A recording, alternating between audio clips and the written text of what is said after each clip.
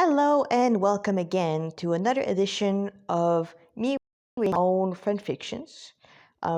This one is the Karuna Virus. It is Mega Man Zero, Mega Man All Media Type, Mega Man X also. Well, this is actually all media type. I don't have to tell that. Fan fiction. Relationships X Zero, the Four Guardian, and yeah.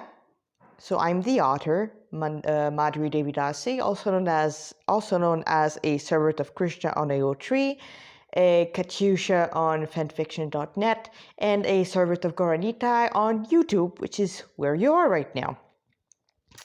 So in the previous chapter, Zero experienced a heat crash. And this is something I've also experienced with my electronic. And there's nothing more terrifying than to feel your computer go, heating up until, it has to shut off by itself.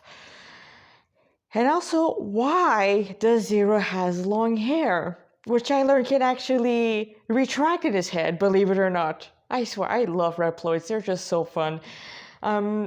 So in this one, it's a heat sink. People may think, it's an antenna. Oh, it's just because Dr. Wiley's fabulous like that, or things like that. But for me, it's like, no, that's a heat sink. Heat goes up, and it needs to release. And Zero was built for fighting. So one of the reasons why his hair is so long, that's because this is the amount of heat of, I don't know how to say that. I'm not I'm just a Hare Krishna, not a computer wise man. And, he just needs this amount of heat distribution so that he doesn't die.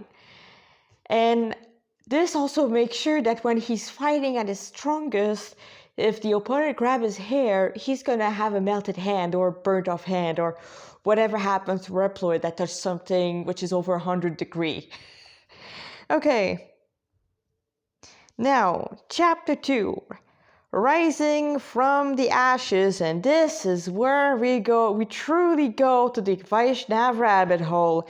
Strap your hat on, Eva. Hare Krishna, Krishna Krishna, Hare Hare, Hare Rama, Rama Rama, Hare Hare. Alouette knew something was wrong. Ciel was always under a lot of stress, fussing and pacing. She tried to keep everything together and keep the refugees' morale moderately high while simultaneously making sure everyone had enough sustenance. Needless to say, sleepless nights were the only thing this young girl knew nowadays. And Alouette was sure Ciel had learned how to survive on adrenaline, coffee, and eat crystals. Right now, Ciel looks even worse. It was clear she had cried.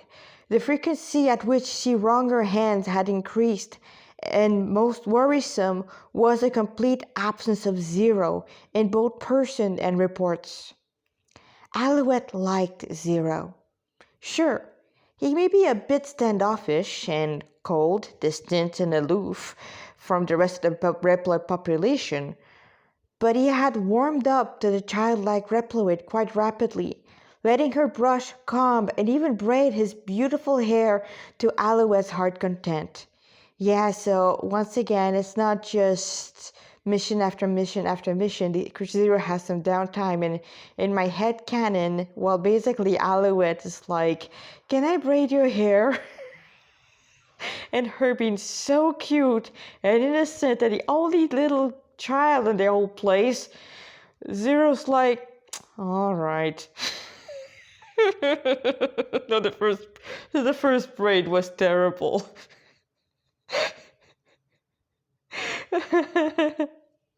Oh, Zero. I love that guy. He had even taught her a song, the Hare Krishna song. Who would have thought that Mr. Badass had a musical ear and the voice box to back it up? Shockingly enough, shockingly enough. And he also had a terrible glitch that would cause him to overclock his fans every time he tried to remember something from his past. At first, Alouette thought it was related to the song he would hum under his breath. Every time he would recite it, Zero's fan would start straining. But he assured the little blonde that no, the song was not the source. This song made him feel better.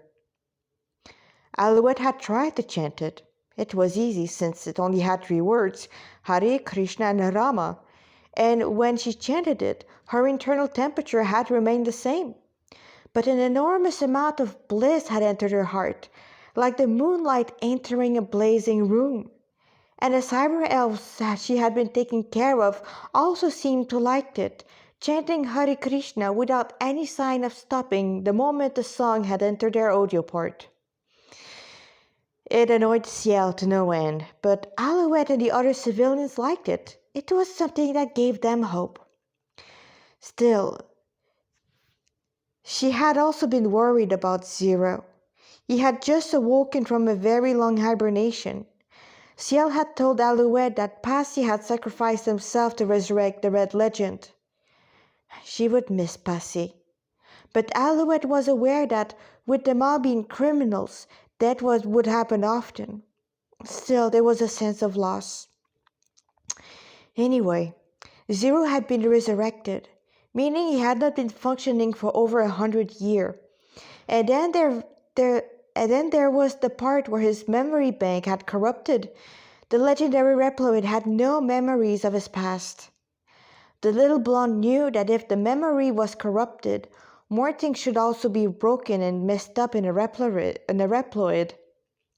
She had mentioned to Ciel how Zero would overheat when trying to access his memory, and about the song. Now, Ciel was more nervous than usual, and Zero was nowhere to be found in the base. He was not in his room, nor in the training hall, and Alouette knew he was not on a mission like Pao and Cuckoo had said, because he had to punched out.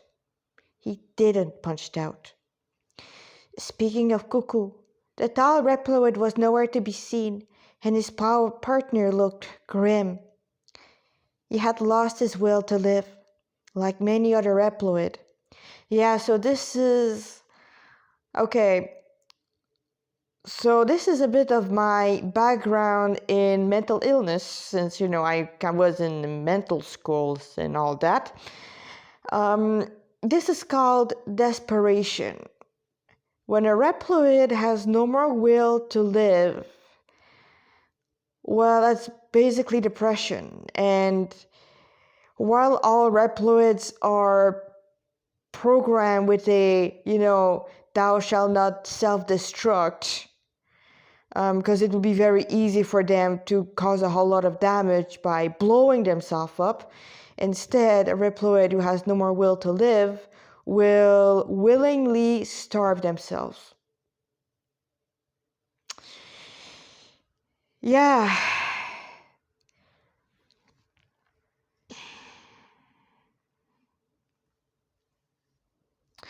And thus, Alouette went to the only place where the legendary Reploid could have gone, the repair shop/infirmary. She had heard some rumors. When she came in, Cerveau was nowhere to be seen. Well, Alouette knew where he went, to the canteen, and it was also time for him to restock on some E-crystals, so she was completely alone. "Hello? Is anybody here?"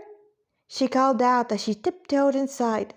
She knew she was not supposed to be there, even if she would be a huge help to Cerveau. Ciel just thought it was not the place for a young girl. But what did she know? "Zero, are you here?" she asked as she went behind the curtains. There, she found Zero in a tank filled with nanite-rich water. He was hooked to a big medical-grade computer and held aloft by a pair of holders under his arms. His eyes were half closed, his mouth slightly ajar, his black synth skin open, exposing wires and a couple of dual-core, one of them a dull green. The other one shone brightly like the sun. They had removed his helmet, but the blue Z-brain had yet to recede inside his head. It would be a gruesome, heartbreaking sight display if not for one detail.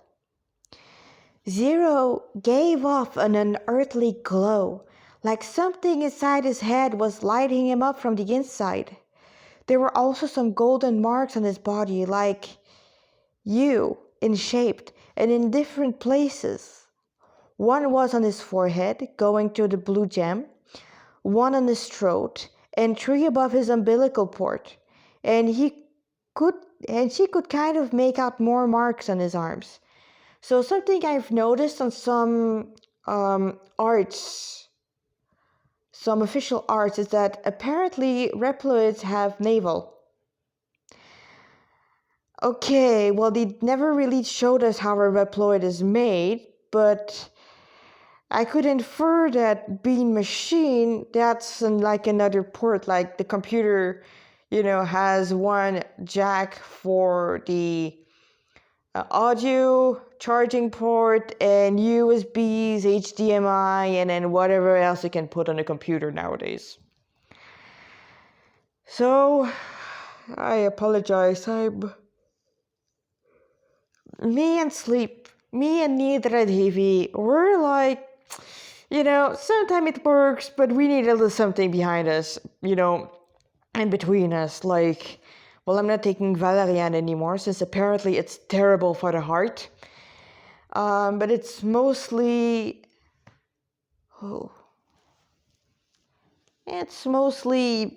either, sometimes I take Kava, but it's mostly hop and ashwagandha, taken a different time. Okay.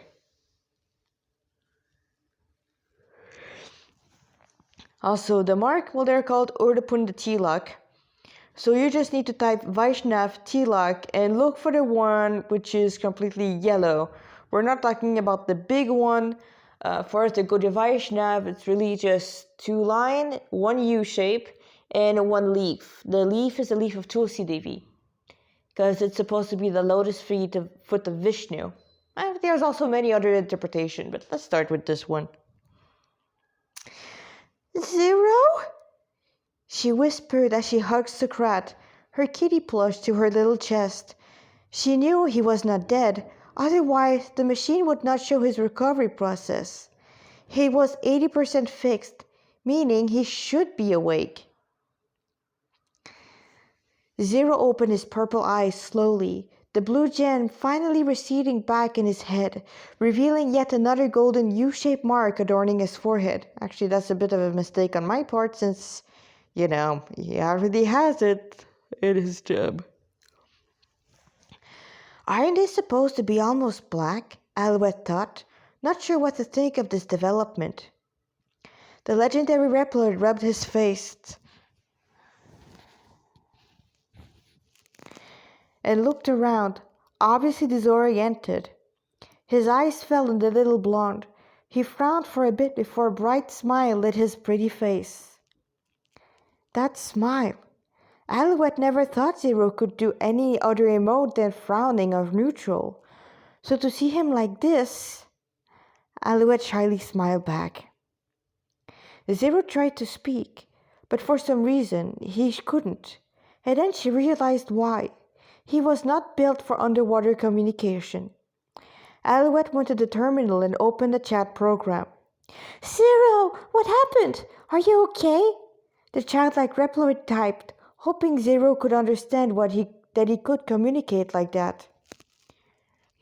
She looked at Zero anxiously, waiting. The Reploid in red, well actually black, furrowed his brows. Finally, after what seemed to be hours, the legendary Reploid began to type. Well, not type per se, more like pour his thought-outs. I remembered who I am, he began. I think my memories were blocked by a program or two. I feel so much better now, he groggily replied using the feminine pronoun. About that. I know Zero was made by an inferred German man, but all of Zero's technique and attack in the X series are in Japanese. So either his speech program was made in Japan and he really liked it, or is an unrepentant weeaboo and learned the Japanese name just to make his attack sound cooler. I mean, come on. The guy she needs a bit more personality than, what she has right now.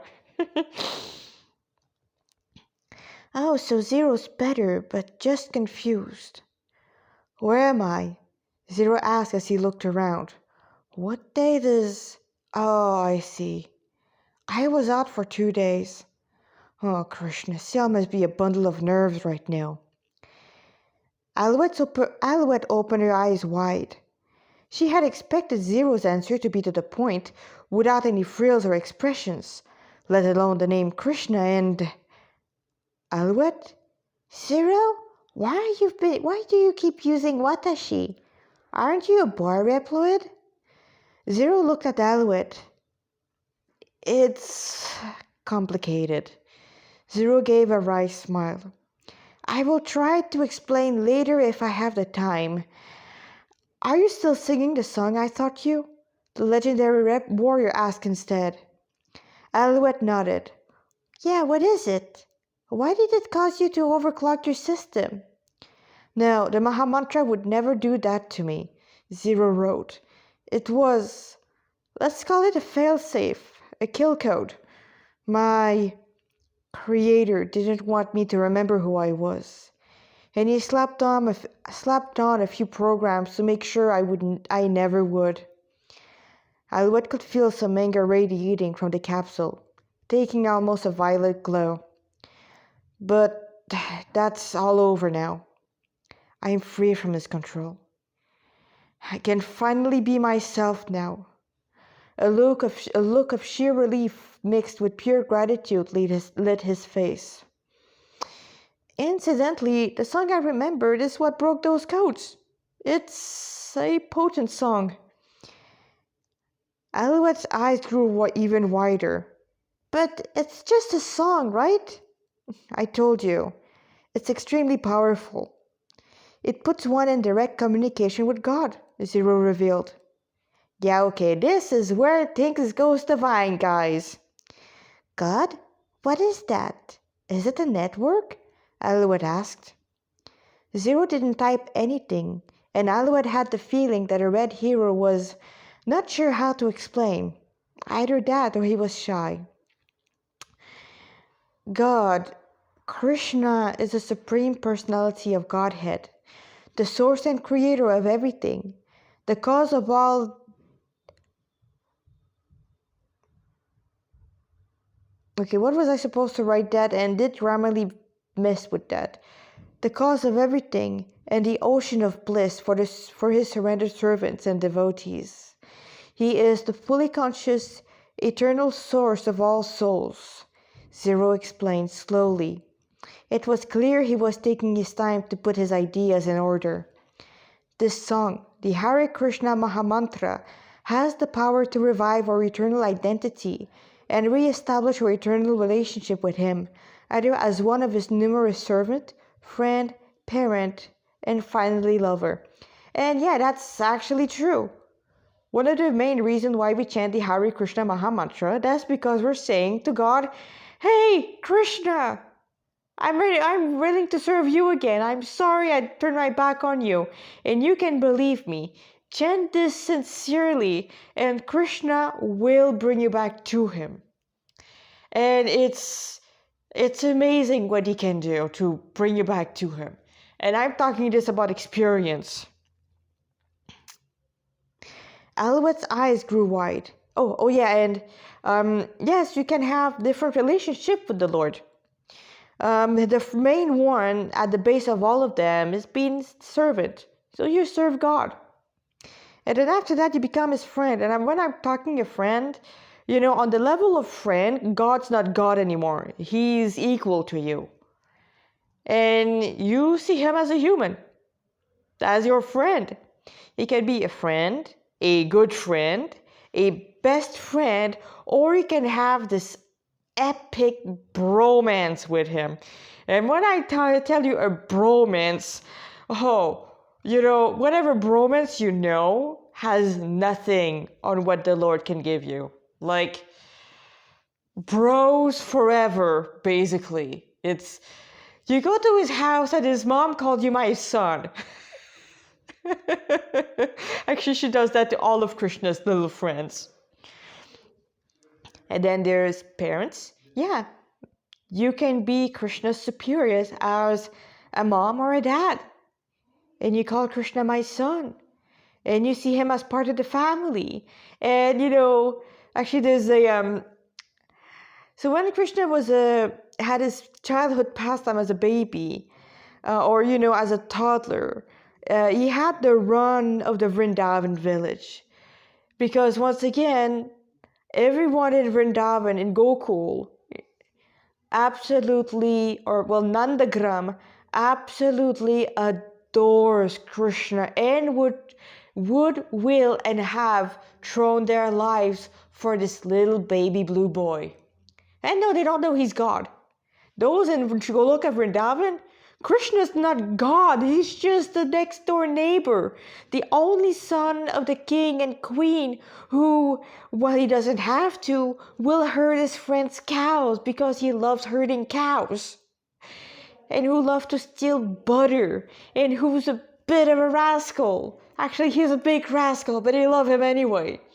And he has this gang of kids, and all the kids know him. That's Krishna. That's Krishna's truth. And yeah, so when Krishna goes around the village as a young boy, and we're talking Indian babies, don't wear anything. Because mommy know if my baby wears something, it'll be dirty in 5 seconds. So no, it is pretty hot in India, obviously. So basically Krishna walks around in belly bells, ankle bells, and bracelets, and plenty of protective talismans, and that's it. And he's so cute like that. And he does get kidnapped often by the mothers. Yeah, a mom see Krishna just waddling around, because Krishna's not a thin baby. Krishna's a very plump baby. Because the moment he doesn't have food in his mouth, Mother Yashoda's like, my baby's hungry, I have to feed my baby now. Another reason why Krishna is unlimited. Because if he wouldn't be, it would break his mother's heart. All of his mother's heart. Because, mom just see Krishna's like, oh no, Krishna's walking the street alone. He must be cold and hungry and he's dirty. Let's take care of him. So they grab Krishna, bring them to their home, bathe him, massage him, feed him, and then after that, if I keep him too long, Mother Yashoda would be worried. And then, let him go his merry way until another mother catch him, and another mother catch him. And in the end, he goes back to Mother Yashoda, and he's like, Mom, I'm hungry. That's baby Krishna. That's Krishna, basically. Everybody loves him. And you know what? That's fine. The reason why we have an inherent dislike of Mary Sue's, that's because the only person who has the right to have that much love, to be the recipient of that much love and to be loved by everyone, that's God. And we hate Mary Sue's because it's just wrong, There's only one person who deserves to be loved by everyone. And that's Krishna, because Krishna's just that lovable. He's unlimitedly lovable. Okay, and another part is to be Krishna's lovers, and that is Krishna's gopis. And I could explain what a gopi is, but the best thing I can tell you about Krishna's lovers, and we're talking, I'm sure you're going to look what a gopi is if you go to reach this part. And you'll see that, gopis are married cowherd girl. But that's just external. Internally, they are the greatest renunciate ever because Krishna gave them Goloka Vrindavan, and the gopis gave them back Goloka Vrindavan even better than, the average Goloka Vrindavan, which is, spiritual. And, okay, so there was this one time in Dwarka, Krishna had a headache. and a transcendental headache because he doesn't really get sick unless he wants to. And Narada Muni asked him, "My lord, what should I do for you?" And he told Narada, "Get me the dust of the lotus of the feet of my pure devotees." So Narada Muni hide his feet because, his position is like, no, if I do that, what type of example would I show to people? So he went to all the devotees he knew, which is all over the universe, and all of them said, well, no, why should we do that? Go ask Dhanvantari for a better cure. This is terrible, because you're not supposed to touch the Lord with your feet. You're not supposed to touch anyone with your feet except the ground. Actually, Mother Bhumi, she's yeah, okay, this is me going off tangent. Sorry. But yeah. So eventually he came to Vrindavan, and then when he told the same thing to the gopis, expecting the same answer. The next thing he knew, the gopis are removing the dust from their feet and readily giving it to Narada Muni. And Narada told them, "But aren't you afraid to go to hell?" And they're like, right now we're in hell because Krishna's in pain. If we're in hell and we know that Krishna's not in pain anymore and he's happy, then we'll be in a place better than heaven. And that's a fact. Okay, back to the story after this long tangent. Alouette's eyes grew wide. "Oh, really? That was unexpected. I was worshipping, praying to him before Ciel woke me up. Is it all right if I would like to resume, but would it be accepted?" He asked, more to himself than Alouette. "Oh, it feels so right. So right." Zero closed his eyes in sheer bliss. Zero had never been so talkative before, but now, with his memories returned, well, it seemed like many things about the old legend had been left out. Not that it mattered to the childlike Reploid. "Alouette, I feel like another person. Like I was reborn. No, not reborn. Like a heavy curtain was lifted, like life returned to me.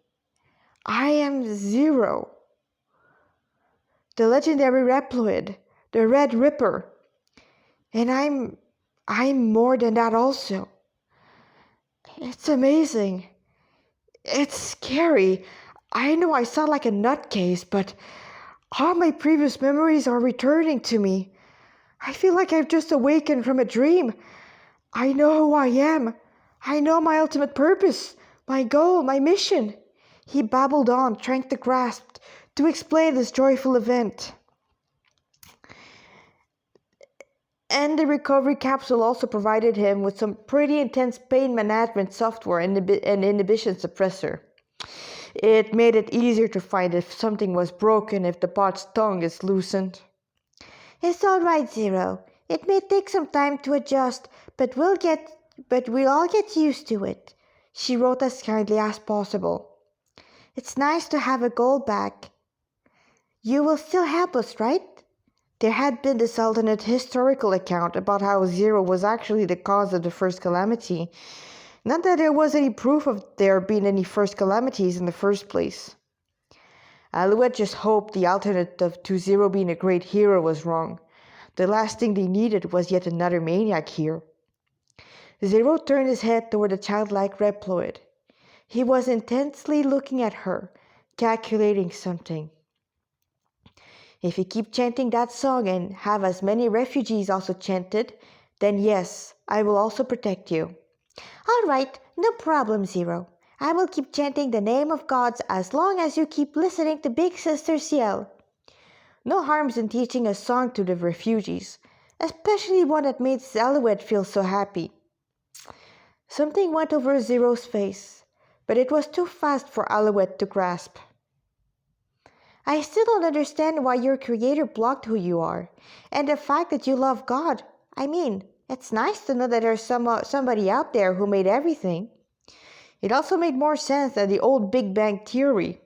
Something or someone had to trigger it from outside. It was simple logic.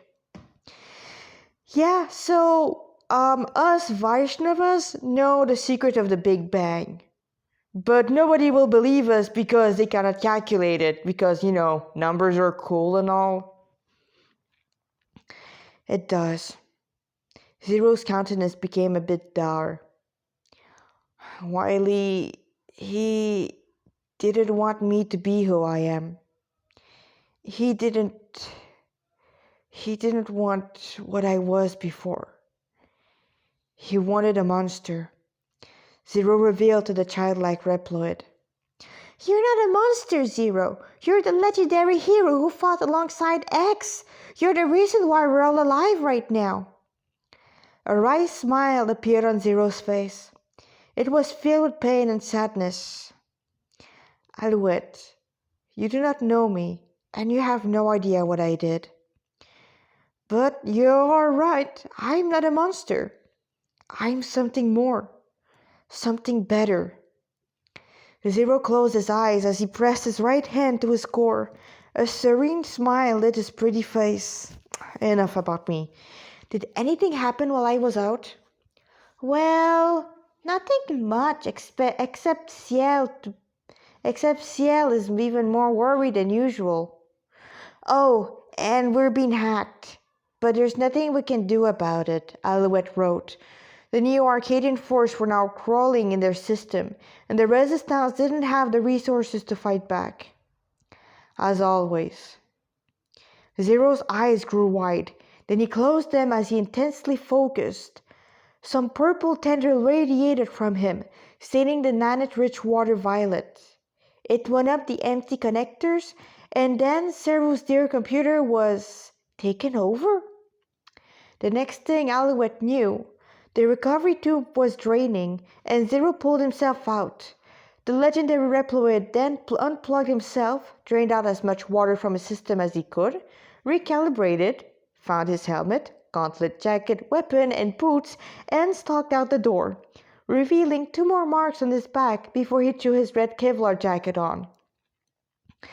He was not supposed to be able to do that. Only Servo had the administrative right to release a patient from the tank, not the patient himself. Alouette ran after him. Zero, wait! She called out as she tried to catch the runaway. If Servo came to know Zero was out, oh, little Alouette feared for her life, and Zero's. Zero paused and turned back, looking at Alouette with a familiar neutral mien. Zero, you can't run out like this. Why? He asked in a very sweet, charming voice, still deep, but definitely not masculine at all. Zero had always been described as having a deep voice filled with authority, and indeed it was been right on the mark. Now, though, Zero's chosen herds were higher. Well, you're at 80% and, you're a girl now? I'm on a mission much lower than that, she informed the childlike Reploid as she donned her iconic helmet and turned her heel. And just keep my gender, what I just did, and whatever else I told you, a secret. It's not... I don't even know why I told you so much. She grumbled a bit, sounding like her whole self. Don't go and spread it around, is that clear? She gave Alouette a very hard look, and the little Reploid quickly nodded. I can't hear you. Sir, yes, sir. Zero nodded. Good, and started to walk again. Wait! You don't know what you're doing! Alouette squeaked as she ran to catch up with the legendary Reploid again. I'm just gonna stop the hacking, no big deal. Zero dismissed. Alouette, do you know where the computer room is? The legend asked the smaller blonde as she walked. It's Ciel's room. Zero, what did you do to the medical computer? Alouette asked again as she tried to keep up with Zero's longer and more efficient strides. I hacked it. But you were glowing and purple and you had tentacles growing out of you and that's how I hack a computer. Zero answered dismissively, and then she stopped dead in her track, causing the childlike Reploid to crash into her. Zero, why? Zero! Oh, hell, Zero, you survived! Two guards, Pow and the blonde Egret, exclaimed. Zero remained silent, her once open face now closed. I don't think you remember me, sir, but I was one of the Reploids who was there when you crashed.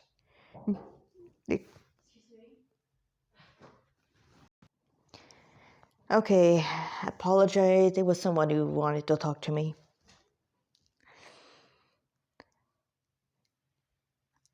Okay. I don't think you remembered me, sir, but I was the one of the Reploid who were there when you crashed. Me and my partner thought you were done for. Pound started to explain. Glad to see you online and running smoothly, sir. Alouette was about to correct Pao when the blonde heroine, female hero, gently nudged her. Right, this was a secret.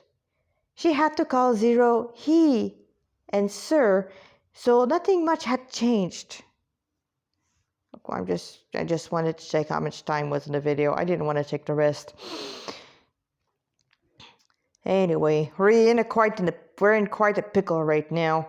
We're being hacked by the Neo-Arcadian forces, and I really don't want to drop it on you, especially after what happened, but Zero gestured to Pao. She already knew she was on it. Oh god, Grammarly really messed it up. Pao and Egret beamed. Great! So, Monsieur managed to pinpoint the hacker's location. It's in a hidden base in the desert. The blue-haired guard scratched the back of his head sheepishly. Ciel was about to send us out to get the guy and destroy his equipment, but, well, I ain't made for this type of mission. I mean, cuckoo. Alouette clutched her Socrates. The more soft-spoken of the two couldn't take it. He was now in a civilian barrack, waiting for death. For those Reploids who lost their will to live, nothing much could be done. A moment of silence passed. Egret had put a comforting hand onto Powell's shoulder, and the Reploid struggled with grief, tears pouring from his eye despite his effort at withholding them. So, that's a bit of a mistake on my part. He shouldn't have tears, but, well, let's just say a bit more of X's blueprint were understood by others. I mean, it's been more than 2,000 years, right? 200 years right now. So yeah, most Reploid can cry if they want to. I'm sorry, sir. I know we're at the war, and I know many of us will not make it out in the end, but Zero's usually cold or blank eyes softened. She practically radiated compassion as she laid a firm yet gentle hand on the grieving Reploid's other shoulder, surprising both guards and Alouette herself. She didn't speak a single word. She didn't need to. The next thing they knew, Zero was making her way to base gate number 8, her stride purposeful and quick. Many things may have changed about Zero, but some things wouldn't, and to Alouette, it was very reassuring. So let's stop here, shall we? And this is the Karuna Virus. If you've managed to listen to what I've told this far, thank you very much. If not, well, I don't know what I'm talking then. So yeah, I'll see you later.